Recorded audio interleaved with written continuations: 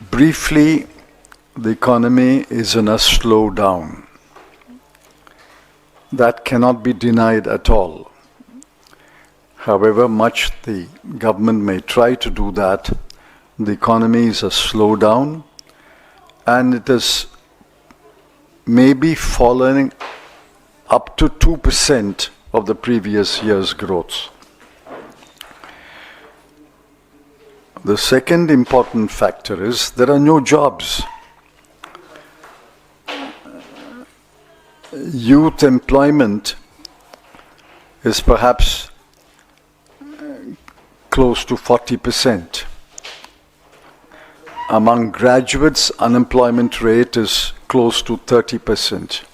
There are no jobs, despite the letters handed over from time to time by the Honorable Prime Minister.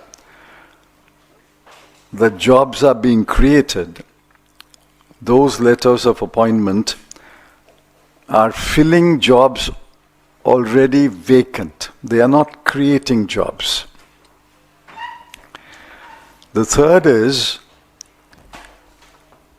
wages have stagnated for 4 or 5 years, especially rural wages, agricultural wages, daily workers. Wages have stagnated for 4 or 5 years. In the meanwhile, inflation is raging.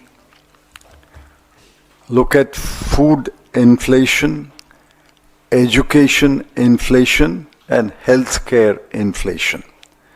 All are in double digits. Food, education, and healthcare inflation are in double digits. While inflation has been raging for 2 or 3 years, and in many cases in double-digit inflation, yet the wages have stagnated. And finally, there's huge inequality. Nobody is denying that the upper crust of 1% is extremely wealthy. I concede even the middle class, the top 20 or 30% may be better off. But what about the remaining 70%? The population lives on about 100 to 150 rupees a day. That is 50% of India's population lives on about 100 to 150 rupees a day. There's huge inequality. And that gap between the rich and the poor is growing. And government has done nothing to address this inequality. Now we can go examine the reasons why we have come to such a pass.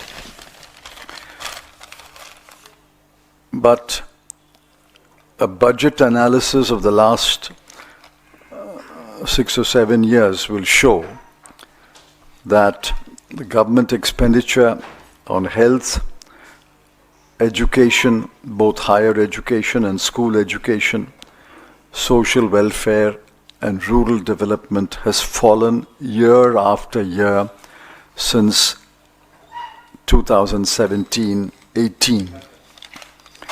Allocations for major welfare programs have fallen steeply over the last 7 to 8 years.